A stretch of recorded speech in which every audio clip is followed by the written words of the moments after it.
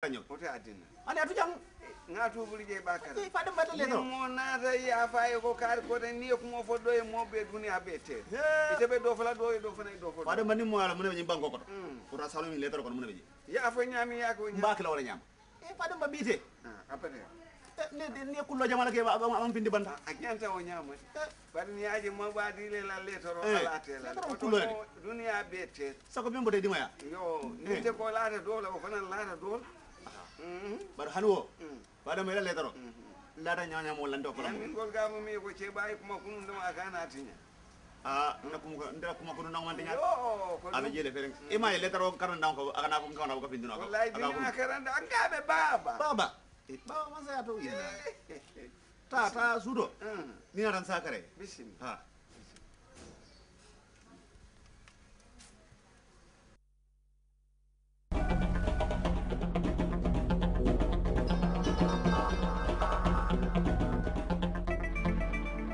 QCell, expand your world.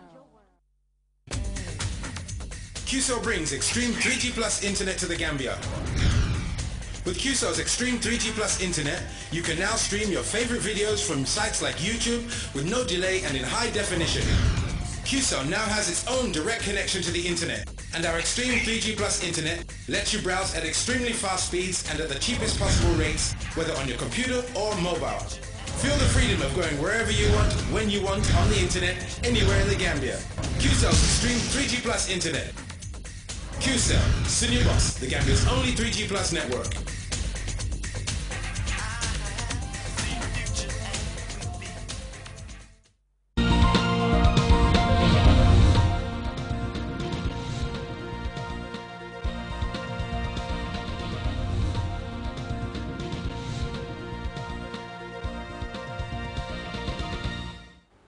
Good evening and welcome to the news. In the headlines tonight, cashew growers and other stakeholders from different parts of the world descend on Banjul for the 5th annual conference of the African Cashew Alliance.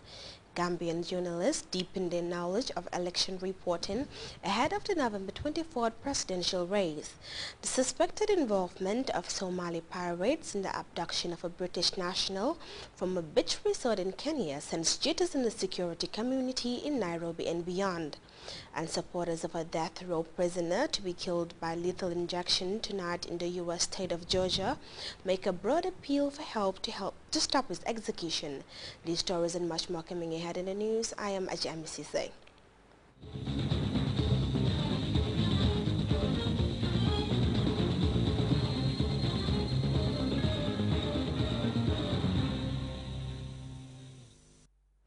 The African Cashew Alliance is holding its 5th annual conference in the Gambia on the theme Bringing the Cashew World Together.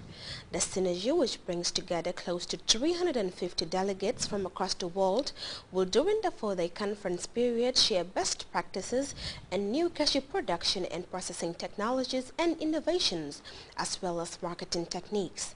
Mama J was at the opening ceremony and she now reports. Statistics show that cashew is increasingly becoming an important cash crop in Africa, thus giving a renewed hope in the fight against poverty. It is estimated that nearly 40% of the global cashew crop is produced by about 2.5 million smallholder farmers in Africa, majority of whom live in rural areas. The Gambian cashew is said to be the best and the fastest growing industry in the sub-region, with a tremendous increase in production over the last 5 years. This year, the country exported some 65,000 tons of raw cashew nuts. The Gambia being the gateway for cashew exports in the Sigabi sub-region, that is Senegal, Gambia and Guinea-Bissau, the demand for cashew products continue to outstrip supply worldwide. Out of the 700,000 tons of raw cashew nuts produced in Africa, only 10% is processed in the continent, and in the Gambia, less than 1% of the total raw cashew nut exported is processed in the country. The president of the Cashew Alliance of the Gambia, Mamadou Cisse, stressed the need to intensify cashew processing in Africa. He urged stakeholders in the cashew business to come up with strategies that will significantly increase the processing and production of cashew in Africa. The two most intractable processing challenges, cashew nut shelling and kernel peeling, are still worldwide mainly done by hand. We therefore call on engineers, innovators, etc., to come up with simple and efficient designs that will substantially reduce the drudgery in processing the nuts and increase the marketing of value-added cashew products. The president of the Africa Cashew Alliance, Idris Kalanji, urged Africans to seriously look into the issue of processing these cashews produced in the continent. Production of cashew has been declining in some countries due to lack of sustainable and progressive farming techniques. Most of smallholder farmers rely on old and aged cashew trees and lack of initiative to plant new trees. The potential to improve and increase production is there. How do we help this? We can discuss it here. Let's come up with the solution, how to assist this. A representative of the African cashew industry underscored the importance of partnership in the cashew business. The African Cashew Initiative, ACI, which is sponsored by the German government, the Bill and Melinda Gates Foundation, and several private sector cashew sector. ACI is working since 2009 towards increasing the income of farmers in 5 different African countries. We project to have additional 5,500 jobs by the end of 4 years, which is by March 2013. Renata Clark of the FAO raised concern over the issue of macrotoxin contaminations in cashew nuts. We've had substantial collaboration over the years with the International Nut Council, and this has been driven primarily by our common interest to address issues of mycotoxins in nuts. This problem, mycotoxin contamination in nuts, remains a major concern in international food safety circles. And we have seen in recent times, we've seen countries coming together to agree on maximum aflatoxin limits in hazelnuts, almonds, and pistachios, even when the starting position of the importing and the producing countries were quite distant. This convergence is possible because of the clear rules of the Codex process and because more and more countries are able to participate and therefore believe in this process. The Minister of Trade, Regional Integration and Employment, Abdul Koli, encouraged investors to support the cashew industry in an effort to harness the potentials of the sector and spur economic growth as well as reduce poverty. Of particular importance to me along this cashew value chain is the need for increased processing of the cashew nuts to take advantage of its untapped potential for employment generation.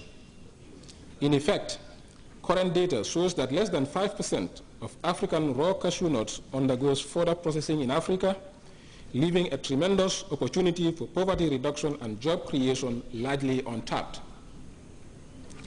By exporting the bulk of its raw cashew unprocessed, Africa is missing out not only on the opportunity that processed nuts offer in terms of better pricing, but also on the potential that cashew byproducts offer, such as fuel, juice, and wine. The 6th Annual African Cashew Alliance Conference, which has the theme Bringing the World Together, is running alongside the 4th World Cashew Exports 2011. It is hoped that at the end of the 4-day conclave, participants will come out with renewed vigor and strength to continue the efforts to promote and adopt new strategies that will chart the way forward to bring in rapid transformation to African cashew industry. Mama J, GRTS.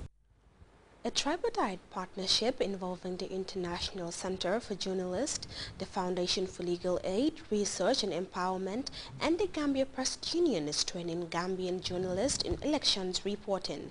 Abubakar Dabo now tells us more about the capacity enhancement effort underway at the GPU headquarters.